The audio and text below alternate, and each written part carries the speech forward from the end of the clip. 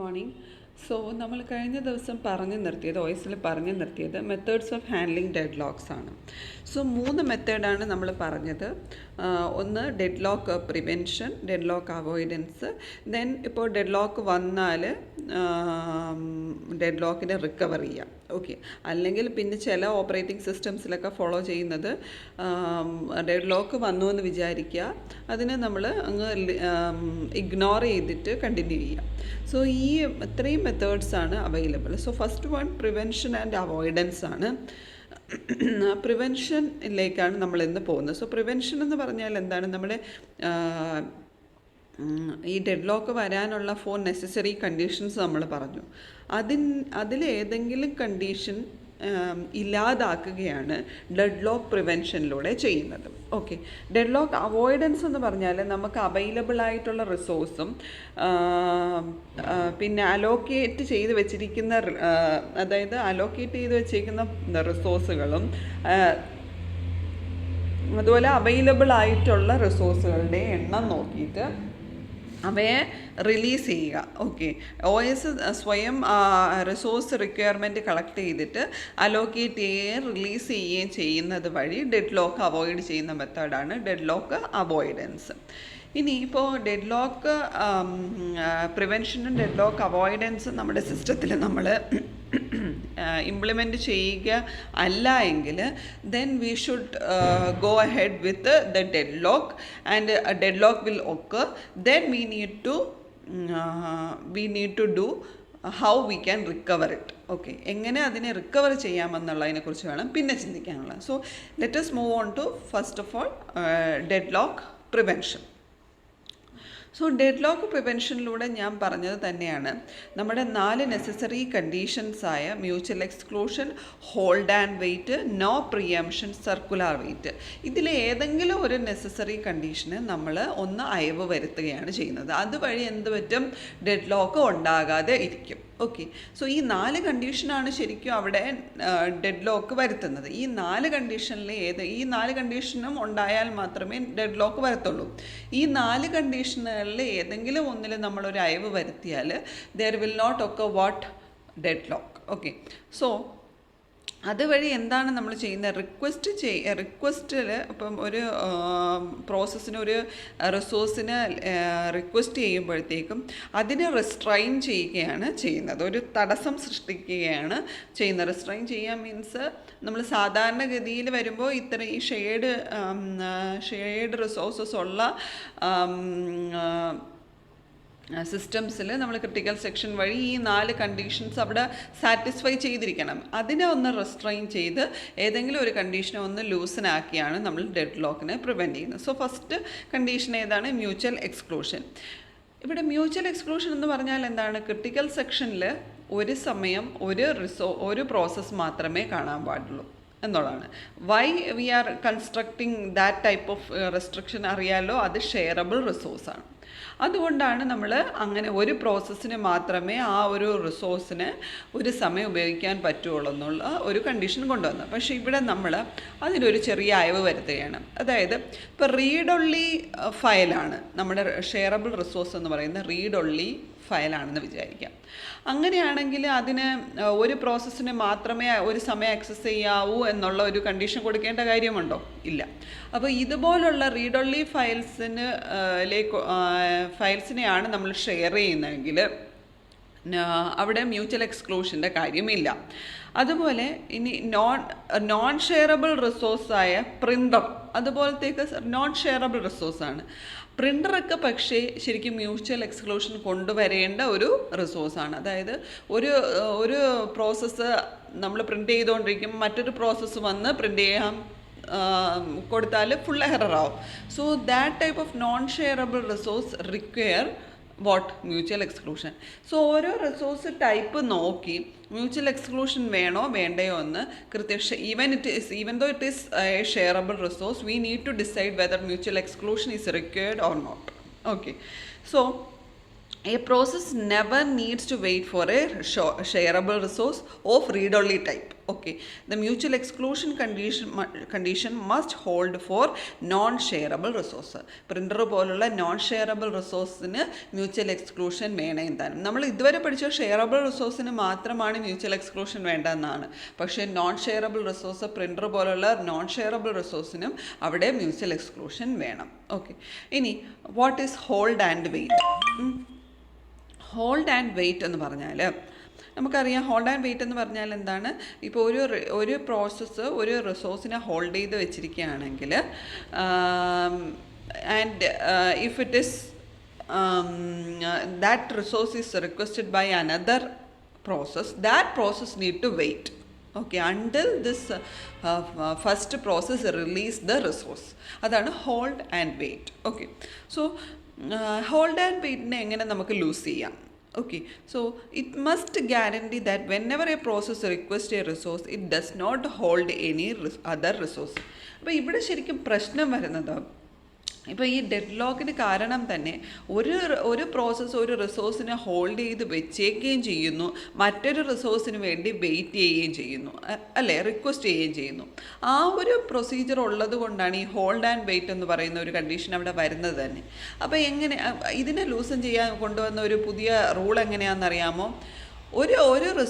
ഒരു പ്രോസസ്സ് ഒരു റിസോഴ്സിനെ ഹോൾഡ് ചെയ്ത് വെച്ചിരിക്കുകയാണെങ്കിൽ അതിനെ റിലീസ് ചെയ്തിട്ട് മാത്രമേ അടുത്ത റിസോഴ്സിനെ അതിന് റിക്വസ്റ്റ് ചെയ്യാൻ പറ്റുള്ളൂ എന്നുള്ള ഒരു കണ്ടീഷൻ അവിടെ കൊണ്ടുവരും. അപ്പോൾ അങ്ങനെ ഹോൾഡ് ആൻഡ് വെയിറ്റ് കണ്ടീഷൻ വരുന്നോ? ഇല്ല. അങ്ങനെ ഒരു കണ്ടീഷൻ നമ്മൾ കൊണ്ടുവരുന്നു. ഇപ്പോൾ ഒരു പ്രോസസ്സ് ഒരു റിസോഴ്സിനെ റിക്വസ്റ്റ് ചെയ്ത് അതിന് കിട്ടിയാൽ ഇറ്റ് ഹാസ് ടു റിലീസ് ചെയ്തിട്ട് മാത്രമേ പുതിയൊരു റിസോഴ്സിന് വേണ്ടി അതിന് റിക്വസ്റ്റ് ചെയ്യാൻ പറ്റത്തുള്ളൂ. ഓക്കെ, അപ്പോൾ ഒരിക്കലും ഒരു റിസോഴ്സും അവൈലബിൾ ആകാതെ വരില്ല.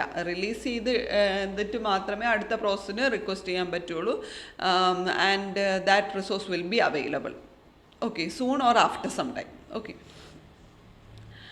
so require process to request and be allocated to all its resources before it begins execution, or allow process to request resource only when the process has none allocated to it. അതാണ് ഇപ്പോൾ പറഞ്ഞത്. ഇനി low resource utilization, starvation possible.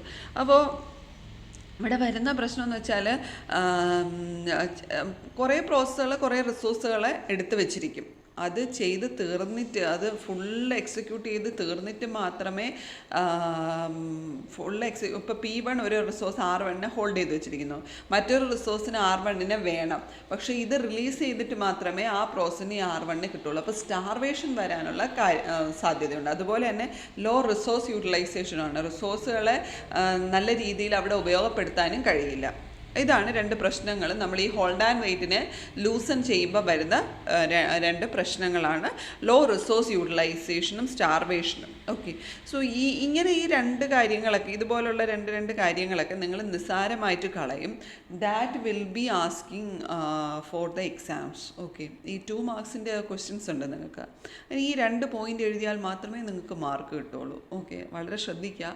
ഈ 2 points just എഴുതി വെച്ചാൽ mark കിട്ടും. അതുകൊണ്ട് ഇതുപോലുള്ള സ്മോൾ പോയിൻറ്റ്സ് ഒന്നും ലീവ് ചെയ്യരുത് നിങ്ങൾ ഒരിക്കലും. ഇനി അടുത്തത് നോ പ്രിയംഷൻ. ഓക്കെ, പ്രിയംഷൻ പാടില്ല എന്ന് നമ്മൾ കൊണ്ടുവന്നിരിക്കുന്ന ഒരു കണ്ടീഷനാണ്, അല്ലേ? അപ്പോൾ ഒരു പ്രോസസ്സിനെ ഒരു റിസോഴ്സിനെ ഒരു പ്രോസസ്സ് ഹോൾഡ് ചെയ്ത് വെച്ചിരിക്കുകയാണെങ്കിൽ another process is requesting for that resource, നമുക്ക് മറ്റേ പ്രോസസ്സിൽ നിന്ന് അതിനെ പ്രിയംറ്റ് ചെയ്തെടുത്ത് ഈ പ്രോസസ്സിന് കൊടുക്കാം എന്നുള്ളൊരു കണ്ടീഷൻ ഇല്ല, നിലവിലില്ല. പക്ഷേ ഡെഡ് ലോക്ക് അവോയ്ഡ് ചെയ്യണമെങ്കിൽ അങ്ങനെ ഒരു കണ്ടീഷൻ നമുക്ക് ടൈറ്റാക്കി വെക്കാൻ പറ്റില്ല. So if A process holding resources requests another resource that cannot be immediately allocated to it, then all resources currently being held by the requesting processes are released. Processes will be restarted.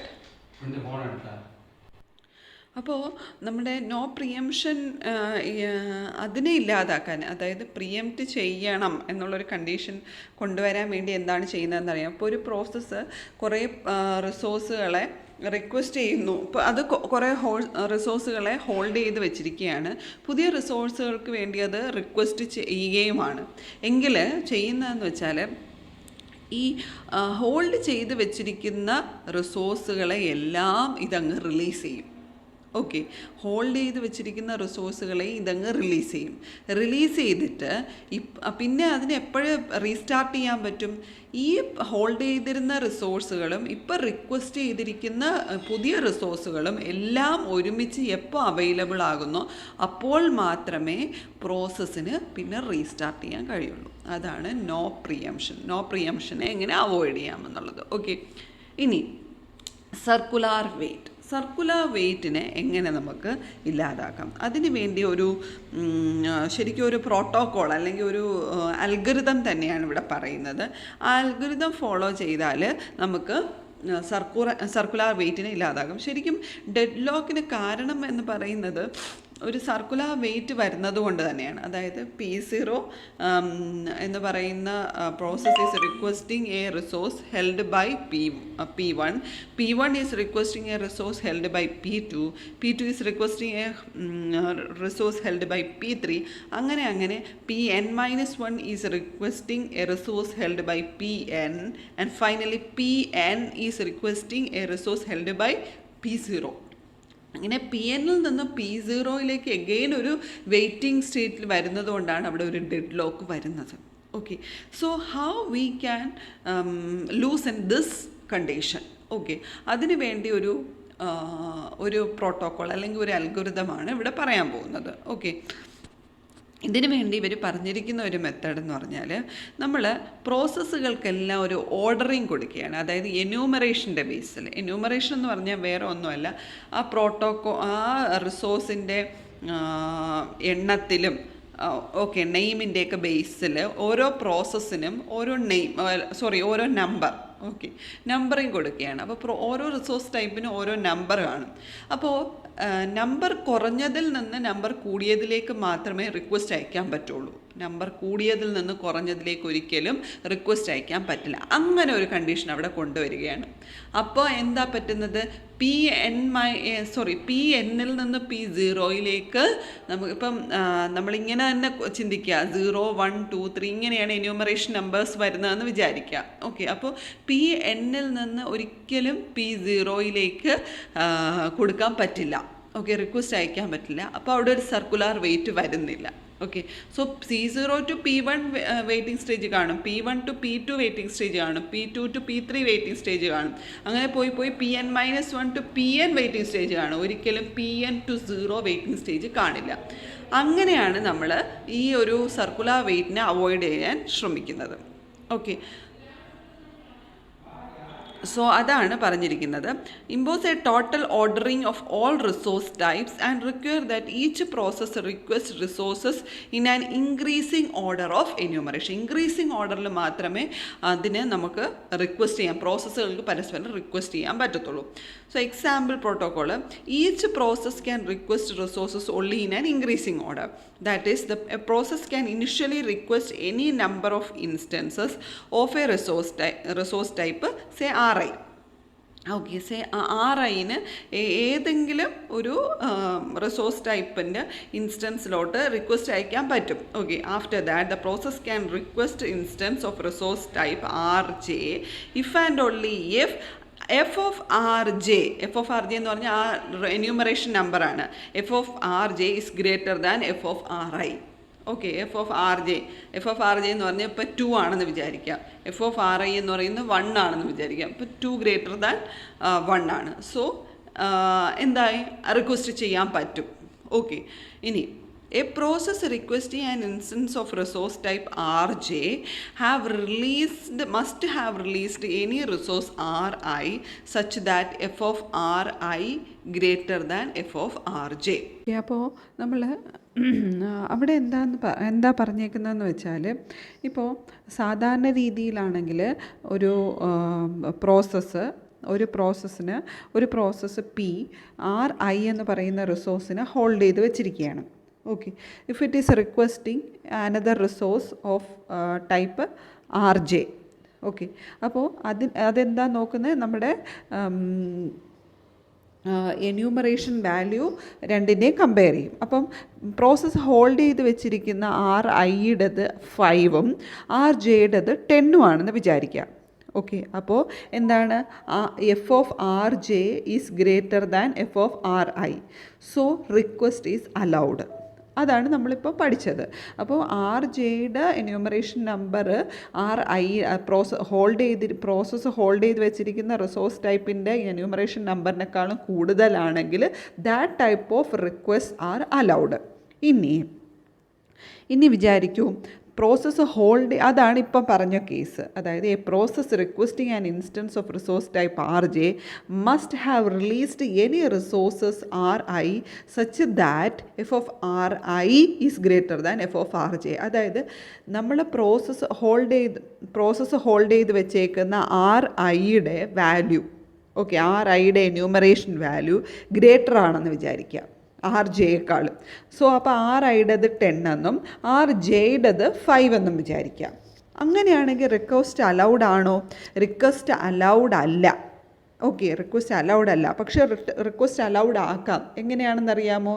ഈ process hold ചെയ്ത് വെച്ചിരിക്കുന്ന R ഐനെ release ചെയ്തതിന് ശേഷം നമുക്ക് request ചെയ്യാം R ജെയിനെ. Okay, so അതാണ് പറഞ്ഞേക്കുന്നത്, must have released any resource R I. Okay, അപ്പോൾ എന്യൂമറേഷൻ എന്യൂമറേഷൻ കൂടുതൽ, പ്രോസസ്സ് ഹോൾഡ് ചെയ്ത് വെച്ചേക്കുന്ന റിസോഴ്സ് ടൈപ്പിന് എന്യൂമറേഷൻ വാല്യൂ കൂടുതലാണെങ്കിൽ that resource must be released first, then the request to the resource type RJ is allowed. Okay, so ഇതാണ് protocol. Okay, so എന്താണ് ഒന്നുകൂടെ പറഞ്ഞു തരാം. ആദ്യമേ ഇപ്പോൾ കുറേ പ്രോസസ്സുകൾ, കുറേ റിസോഴ്സുകളുണ്ട്.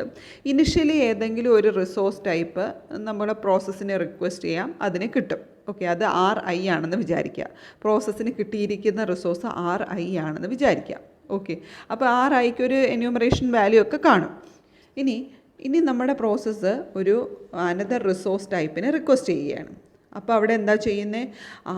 അപ്പോൾ ആർ ജെ ആണ് റിക്വസ്റ്റ് ചെയ്യുന്നതെന്ന് വിചാരിക്കാം.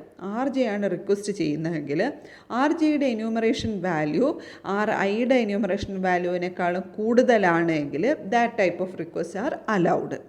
ഓക്കെ, ഇനി അങ്ങനെയല്ല, ആർ ഐയുടെ വാല്യൂ ആണ് കൂടുതലെങ്കിൽ എന്താ ചെയ്യേണ്ടത്? ഈ ആർ ഐനെ പ്രോസസ് പി റിലീസ് ചെയ്യണം. റിലീസ് ചെയ്തതിന് ശേഷം മാത്രമേ ആർ ജെയിലേക്കുള്ള റിക്വസ്റ്റ് അലൗഡ് ആക്കാൻ പറ്റുള്ളൂ. ഓക്കെ, മനസ്സിലായോ? ഇനി നമുക്ക് നമ്മുടെ അപ്പോൾ ഇങ്ങനെ ഒരു പ്രോട്ടോക്കോള് വന്നാൽ നമ്മുടെ സർക്കുലാർ വെയിറ്റ് എക്സിസ്റ്റ് ചെയ്യുമോ, ഹോൾഡ് ചെയ്യുമോ എന്നുള്ളതിൻ്റെ പ്രൂഫാണ് ഇനി പറയാൻ പോകുന്നത്. ഓക്കെ, സോ ഇങ്ങനെ ഒരു പ്രോട്ടോക്കോൾ വരുമ്പോൾ നമ്മുടെ സർക്കുലാർ വെയിറ്റ് അവിടെ എക്സിസ്റ്റ് ചെയ്യില്ല എന്നാണ് നമ്മളവിടെ പ്രൂവ് ചെയ്യാൻ പോകുന്നത്. ഓക്കെ, സോ ഇപ്പം വിചാരിക്കാം നമ്മുടെ സിസ്റ്റത്തിൽ set of processes P0, P1 up to Pn വരെ ഉണ്ടെന്ന് വിചാരിക്കാം. റിസോഴ്സസ് ഉള്ളത് R0, R1 up to Rn ആണുള്ളത്. ഓക്കെ, സോ ഇനി നിങ്ങൾ കരുതാനുള്ളത് Pi എന്ന് പറയുന്ന പ്രോസസ്സ് Ri എന്ന് പറയുന്ന റിസോഴ്സിനെയാണ് റിക്വസ്റ്റ് ചെയ്യുന്നത്. Pi is waiting for a resource Ri, okay, which is held by the process Pi plus 1. അതായത് P0 എന്ന് പറയുന്ന process is requesting for which resource Ri എന്ന് പറയുന്ന റിസോഴ്സ് P0 എന്ന് പറയുന്ന പ്രോസസ്സ് R0 എന്ന് പറയുന്ന റിസോഴ്സിനെയാണ് റിക്വസ്റ്റ് ചെയ്യുന്നേക്കുന്നത്. ഓക്കെ, അല്ലെങ്കിൽ വെയിറ്റ് ചെയ്യുന്നത്. പക്ഷേ R0നെ ആരാണ് ഹോൾഡ് ചെയ്ത് വെച്ചിരിക്കുന്നത്?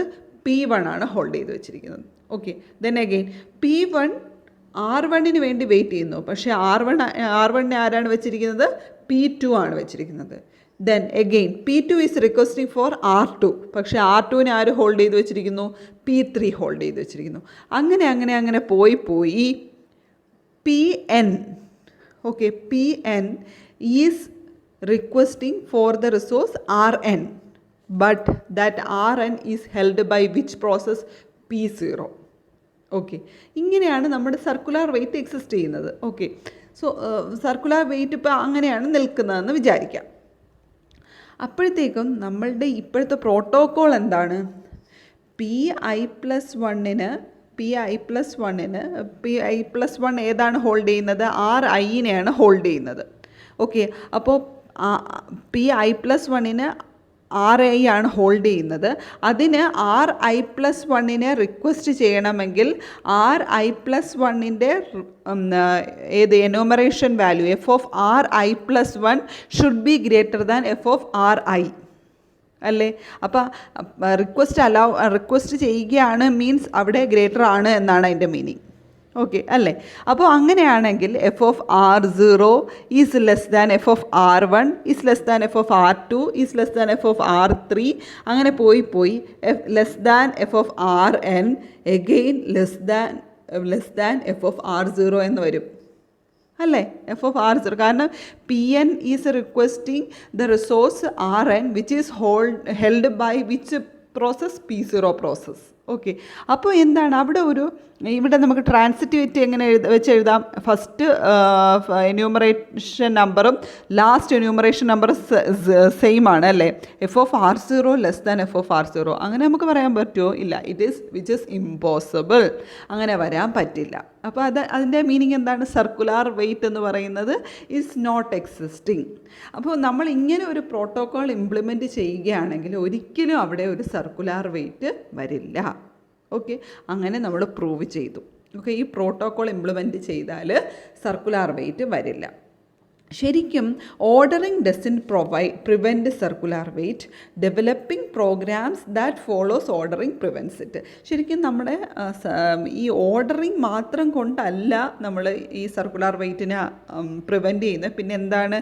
ആ ഓർഡറിങ്ങിനെ എങ്ങനെ നമ്മൾ പ്രോഗ്രാമാക്കി എഴുതുന്നു എന്നതിനെ സംബന്ധിച്ചിരിക്കും ആ ഒരു സർക്കുലാർ വെയ്റ്റിൻ്റെ പ്രിവെൻഷൻ വരുന്നത്. ഓക്കെ, നമ്മുടെ സിസ്റ്റം ആ ഒരു നമ്പറിങ് വെച്ച് നമ്മൾ അതിനെ എങ്ങനെ പ്രിവെൻറ്റ് ചെയ്യുന്നു എന്നുള്ള പ്രോഗ്രാമിങ്ങിൽ ഇംപ്ലിമെൻറ്റ് ചെയ്യുന്നത് പോലെ ഇരിക്കും the way the circular wait will be loosening. Okay, so ഇതാണ് നമ്മുടെ deadlock prevention. So deadlock prevention ഞാൻ പറഞ്ഞ എല്ലാവർക്കും മനസ്സിലായെന്ന് കരുതുന്നു. Mutual exclusion, hold and wait, no preemption, circular wait, ഈ 4 എണ്ണത്തിനെയും ലൂസൻ ചെയ്താണ് നമ്മൾ ഡെഡ് ലോക്ക് പ്രിവെൻഷൻ നടത്തുന്നത്. ഓക്കെ, ഇനി നമുക്ക് പഠിക്കാനുള്ളത് അടുത്ത ടോപ്പിക്ക് ഡെഡ് ലോക്ക് അവോയ്ഡൻസ് ആണ്. അത് നെക്സ്റ്റ് ലെക്ചറിൽ പറയാം. ഇതുവരെയുള്ള ഇന്ന് പഠിപ്പിച്ച ഡെഡ് ലോക്ക് പ്രിവെൻഷൻ്റെ നോട്ട് കറക്റ്റായിട്ട് പ്രിപ്പയർ ചെയ്ത് ടെക്സ്റ്റ് ബുക്ക് റെഫർ ചെയ്ത് പ്രിപ്പയർ ചെയ്ത് എല്ലാവരും ഇന്ന് തന്നെ ഗൂഗിൾ ക്ലാസ് റൂമിൽ അപ്ലോഡ് ചെയ്യാം. Okay, thank you.